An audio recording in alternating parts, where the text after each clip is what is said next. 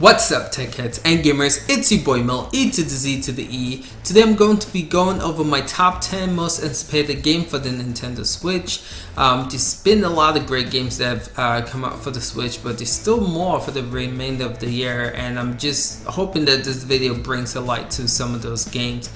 So let me know what you guys think. I have a playlist on the Nintendo Switch, so if you're looking for more Switch content, definitely check out my playlist. If you want to see more content on Nintendo Switch and other video gaming platforms, definitely subscribe and hit the notification button so you can know when I post new videos on the Nintendo Switch. So to get started, the first game that I want to talk about on my list, number 10, is a game by the name of Rime, R-I-M-E. I hope I'm saying that name correctly. But this game already came out for the PS4, and it's a game that I actually said, hey, I'm not gonna get it for the PS4 because I know it's coming for the Switch. It's a game that I want to see on a portable device, so I waited out for it, and so this should be coming sometime, I think, in November for the Nintendo Switch. So this game is it's a third-person controlled game. It's about a young boy that was washed ashore on an abandoned island. The player can control the boy to run, to climb, to carry objects, and to push or pull larger ones across the island landscape. Player can also have the boy shout or sing, which can trigger certain events tied to the nearby statues, so such as causing the door to open for a limited length of time. So this game it reminds me of like Echo and Shadow of the Colossus for the PlayStation 4, and those by far was one of my favorite games on the system. So I'm really excited, really pumped, and really anticipating this game. It's definitely one that I'm gonna pick up for my Nintendo Switch. Alright, so the next game that I want to talk about that made it to my list is FIFA. Now you guys might know FIFA, not you guys might know. You guys do know about FIFA. This game has been out for a real long time, but the fact that it's going to be playable on a portable console, I think is going to be awesome. So EA stated that they created this game from ground up. This is a brand new engine for the Nintendo Switch. This is not the Frostbite engine that they use it to power the PS4 and the PS and the Xbox One. This is a brand new engine, but this game looks good.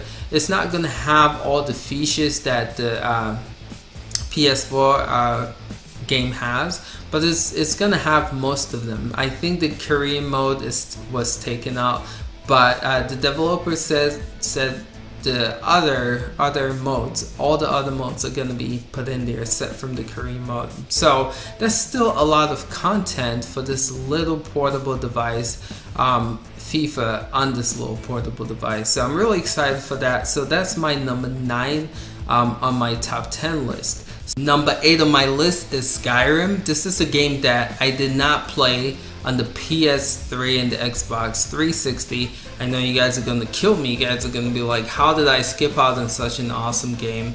At that time I really wasn't gaming because I was in grad school, so I actually sold my PS3 so I can focus on graduating. So I missed out on a lot of great games, and that was one of them. But since I missed out, that means it's going to be even better for me, because this version of the game is going to add all of the DLCs, and this is actually the one that was just released for the consoles and PC last year. So this is not the old PS3 and Xbox 360 Skyrim. This is actually, from what I'm hearing, is the remastered version of it. So that's pretty awesome. So all the stuff that I missed out on, I'm going to be getting on a portable device to go. Like, so I can play Skyrim anywhere, and that's like a dream come through. A big old RPG like that, open world that I can take anywhere and play anywhere. That's a win. I'm really pumped. But that made my top 8. My other top 7, now moving forward, top 7 is actually Resident Evil Revelations 1 and 2. Now this game also was all released on the PS3 and Xbox 360, but that's another game that I didn't play as well because again, grad school came in and I was studying, so I didn't get a chance to play those games. I actually got it for the Nvidia Shield, which I did a video on, you guys can check that out. But there's just something about sitting down and playing a game like that that I just wasn't into it, so I didn't play it as much as I was hoping to play. But now that's on a portable device, I'm really excited. And the cool thing about this game is that you can actually split Joy-Cons, and you can have the one player, it's a co-op game, so one player can control a character and the other player can control another character on the same Nintendo Switch screen with split Joy-Cons. I think that's awesome. I think that's great. So it'll be fun definitely playing with a friend or a family member. Resident Evil Revelations 1 and 2 is my top 7 game. My number 6 is L.A. Noire. Nori. I don't know if I'm saying, I think it's Nora, so I'm gonna just stick with that. This is another game that I missed out. Do you see a theme here? It's another game I missed out on the PS3 era Xbox 360. It's going to be in the portable device, and also they're going to be making a remastered version for the PS4, and I think this might be similar to it, where they're going to include the DLCs. I don't know if there's DLCs for this game, but I'm hearing this is the complete package. So whatever they added, you know, with an expansion, we're all going to be getting it on this Nintendo Switch portable. So that's really exciting. This game looks awesome. It's got great reviews. People spoke highly of it. So for the Switch, they're gonna add HD rumble support, and they're going to enable the touchscreen. So there's like different note-taking stuff and different puzzles. That with the touchscreen is going to make it more like engaging and simple to do. So I'm really excited that they're actually taking advantage of the Switch hardware for this game. So that has me really excited, and I cannot wait to play it. The 5th game on my list is the Champions of Ballad, I think is what it's called. The Legend of Zelda DLC that's supposed to be coming out. You guys might say, how the heck is a DLC on your top 10? Even why is it in the top 5? And that's because I believe The Legend of Zelda Breath of the Wild was such a great game. This game proved that the Switch is a console to be reckoned with. But I felt like the story was kind of lackluster, especially the way it ended. No spoilers, but I wasn't too impressed by the way it ended. I wanted more story, and it felt like there was story. For instance, like to get the story, you had to do like little side quests to unlock Princess Zelda's memory and all that stuff, and then you get like little tidbits of story. It wasn't like a complete package of story, but it sounds like with this DLC they're going to be expanding a lot on the stories of the champions. But not only that, I believe that we're going to see some more story with Zelda and Link. So I love story, that's why I play video games. It motivates me to want to finish it. So the fact that they're going to be adding more story content to Zelda Breath of the Wild, such an amazing game so far, this is just gonna, I think, take it to the next level. So Legend of Zelda Breath of the Wild is not dead yet. This DLC, I believe, is gonna give it a little boost, and it's gonna bring this game back to people's radar and attention, so it can get nominated for Game of the Year. I think it's very smart what Nintendo's doing with this DLC. So that's my number 5 on my top 10 list. Number 4 on my list is Fire Emblem Warriors. I don't know anything about Fire Emblem, honestly speaking. I've never played a Fire Emblem game. Actually, I'm pretty new to this Nintendo platform. I owned a Super Nintendo, Nintendo 64. I own a GameCube, played a lot of Luigi Mansion and Wind Waker. But after that, with the Wii moving forward, I give up on Nintendo. So the console is definitely pulling me back to this system. So I've missed a lot of Fire Emblem. I know it's a popular series. I know it has a huge fan base. So I feel like this game is a good game to introduce me to the Fire Emblem universe and world, and so I'm really excited for it. It looks great. I like that it's not turn by turn tactical. I like that it's more action, but yeah, it still has some strategy. The videos I've seen, the gameplay reviews I've seen of people who've played it, they've had nothing but great things to say about this game, and I think this would be a good Switch game. And I like the fact that the developers are actually letting you customize the frame rate and the resolution on this device when you're playing dock, and I think also in handheld mode you can change it from 60 to 30 FPS, and I think other creators and developers need to look at this game as an example of enabling that feature for other games. So I'm really excited for this game, and I can't wait to play it and see how it is. So that's my number 4. Now my number 3 game is Doom, and this game looks incredible on the Nintendo Switch. I can't believe that a 2016 game that came out for the PS4 and the Xbox One is going to be available on a portable handheld system. Let me rewind that. A 2016 game that had high intense graphics is going to be portable on a handheld gaming device.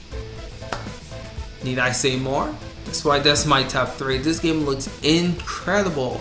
Everything about this game looks cool, and then some people just got access to play this game on the Switch, and they love it. They say it looks good, it plays well, and me personally, I cannot wait. I think the Nintendo Switch needs a game like this, a first-person shooter with great graphics. This is a good way to showcase that the system is able to showcase great graphics.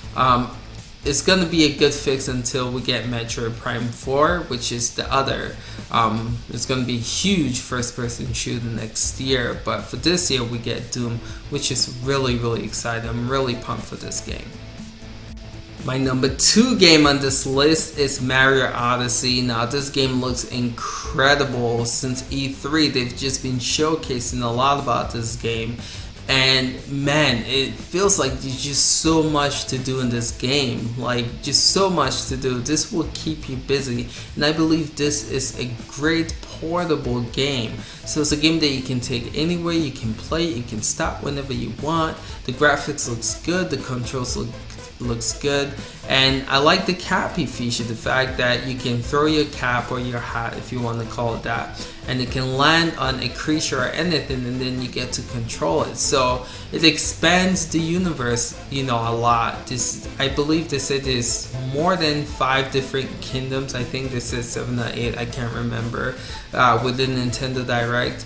But this game is going to be massive, and is following what Breath of the Wild did with expanding the Zelda franchise, making it open world with exploring and making it feel big. I believe Mario Odyssey is going to be just like this too. It's going to be an expansive open world with a lot of things for you to do. I don't think you're going to get bored of this game. I feel like this is a game where after even you complete it, it's going to be little side quests, little extra things you can do and find. This game, I feel like, is going to keep people busy this Christmas, and it's going to be talked about a lot. But you guys might be like, this should be number 1, right? So if this is not number 1, what is my number 1? You about to find out. The number 1 game on my list is XENOBLADE Chronicles 2. Now, this game looks epic. Before the recent direct that just happened, there wasn't a lot of information in this game. They just showcased a lot of fighting and how the fighting system will work. But people think Zelda Breath of the Wild is a big game. People think Mario Odyssey is going to be a big game. People think Skyrim is a big game. I think we're going to be blown away by how massive this game is going to be when it releases. It looks huge. It looks like there's so much to do. The music sounds awesome so far with the trailers. I don't like the animation of the game. It's not my favorite. It looks too childish, and you know, cartoonish. But graphic wise, this looks incredible, and music wise, this looks incredible, and story wise, like I said earlier, I play games for story. Mario Odyssey story's okay. I don't know much about it, but it's probably gonna be typical Mario. Princess is kidnapped by Bowser, and Mario has to save the day. This game looks like it's gonna have a deep, intense story, and so that's one of the main reasons why this game has my attention. But not only that, the music sounds incredible, the gameplay looks solid, the graphics looks pretty good, and I feel like this game is going to be massive and huge. So I'm really excited for this game. I think the Switch has a wonderful lineup. I still cannot believe that this is its first year and we've seen AAA titles of the wazoo, with Mario Kart Deluxe, with Splatoon 2, with ARMS, with Zelda, with Mario Odyssey coming, with Mario Rabbit Kingdom. It's crazy massive games that are available for this console, and this is only its first year, so I'm really pumped, really excited for the Switch. This Nintendo did an incredible job with launching this system and providing a lot of great games and content for it. That's all I have for you guys today. I'm gonna leave the comments open because I want to know what your most anticipated games are for this year. If you feel like you know, my list is not the greatest, let me know what your list is, because I would love to know as well. Comment on this. I think this is gonna be fun, just hearing what the community have to say about it. Alright guys, till next time, peace.